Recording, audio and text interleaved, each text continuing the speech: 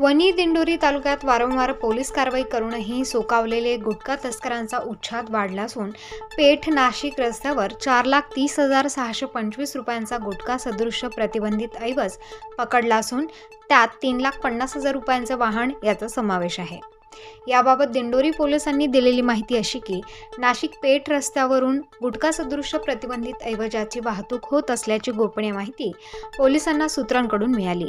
या मार्गावर दिंडोरी पोलीस पथकाने पाळत ठेवली त्या सुमारास आशेवाडी शिवारातील हॉटेल श्रीकृष्णा समोर संशयित पिकअप वाहन मार्गक्रमण करत असताना पोलिसांनी अडवले।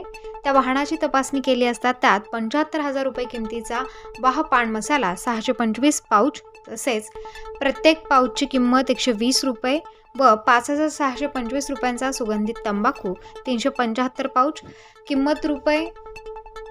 किंमत प्रत्येकी रुपये 15 व 3,50,000 रुपये किमतीचे पिकअप वाहन क्रमांक MH15 GV 8793 असा ऐवज जप्त करण्यात आला आहे। स्वतःच्या आर्थिक फायद्यासाठी वाहतूक, साठवणूक, वितरण व विक्री असलेल्या प्रतिबंधित ऐवजाची विल्हेवाट लावत असताना दिंडोरी पोलिसांनी मुसका आवळलेल्या संशयितांचे नाव धनंजय संजय पवार राहणार खर्डा देवळा असे असून त्यास अटक करण्यात आली आहे।